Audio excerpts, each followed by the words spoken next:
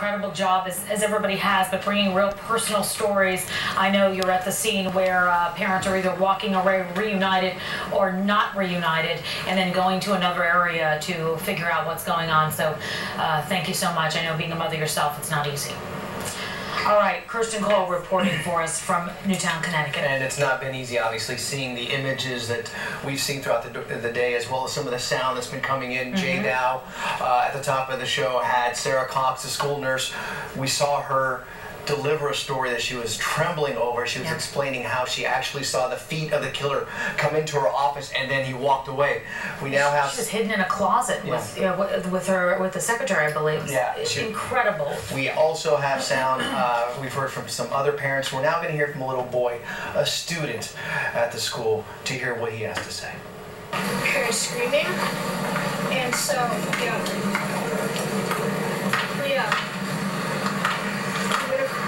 we went to the wall and we sat down, and then a police came in. It's like, is he in here? Then he ran out, and then our teachers and somebody yelled, get to a safe place. So we went to the closet in the gym and we sat there for a little while, and then the police were knocking on the door, and they're like, we're evacuating people, we're evacuating people. So we ran out. There's police about at every door. They're leading us down this way, quick, come on. Hearing the stories of a little boy there talking about how they were inside of a closet, and you hear them say, we're evacuating people, but then you also wonder at that point, how do you actually trust the people that are there, not knowing what is truly going on in that situation? Well, a lot of the kids, a little earlier in the day we were talking about this, a lot of the kids were told when they were running out of the school, cover your eyes and run, because there were two different scenes really inside of the school. So a lot of them are going to be dealing with a lot tonight, because innocence was lost, that's for sure, across the board. Let's bring in Mary Murphy and Dr. Bulger, because you've been with us all afternoon, and we thank you so much for your expertise on so many different levels. I want to talk about, turn our attention right now to the shooter, because I think we're getting some new information about the shooter now that we learned who it is. Allegedly, the shooter is Adam Lanza, a 20-year-old, and apparently went in there after his mother in her kindergarten class, and that is where the shooting unfolded. According to one news source, he turned the gun on himself and killed himself. But we did hear that he had told, his older brother had told a news organization that he suffered from personality disorder, also possibly autism. We've heard he was troubled. We heard he had characteristics of a mental illness. So a lot of words being tossed around there.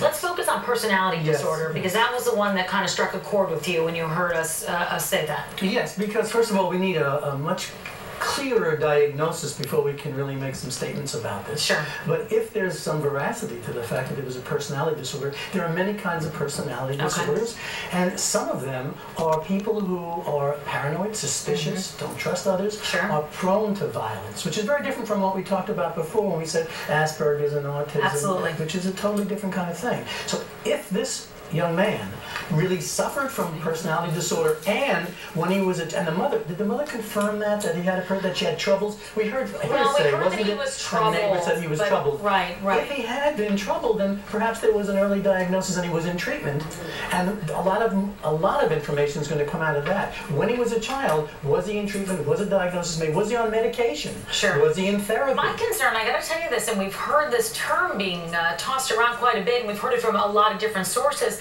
but the family being gun enthusiasts. And I think that when we're hearing the word personality disorder, not confirmed yet, of course, but we've heard troubled, then we're hearing gun enthusiasts, and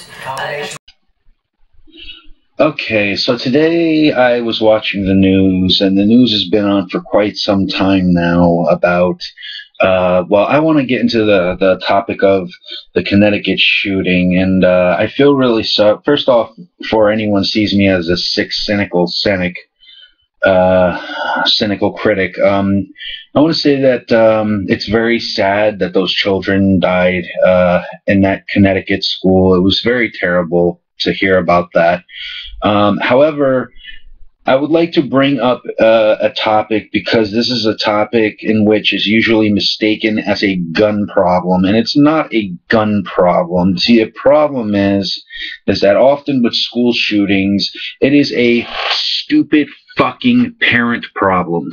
All right, it is basically about stupid, retarded fucking parents who know that they have a kid with a mental disorder, and either they know something's wrong, or they have a kid that they know is disturbed, and they have guns in their fucking houses, and they just don't give a shit. Oh, just treat him, he will be fine. Well, these parents had 3 to 4 fucking options. The first option would have been to get trigger locks. The second option would have been to get trigger locks and a gun safe. The third option would have been to lock the fucking guns in storage and not let the fucking kid know about it.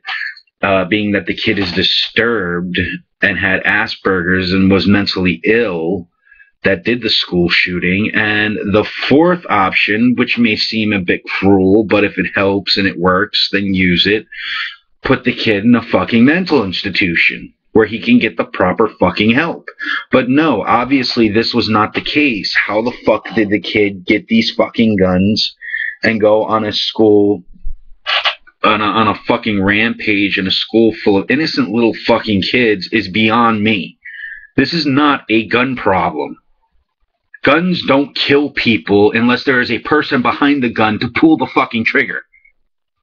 But on the other hand, this is a fucking stupid parent problem. Yes, I am talking about stupid fucking parents that know that they have mentally ill fucking kids or siblings or family members in their fucking home, and they do nothing to safeguard their fucking weapons.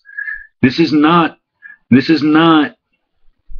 a fucking problem in which the Second Amendment should be threatened, because there are many cases and many school shooting problems where the parents are the ones to fucking blame because they watch their kids do disturbing things.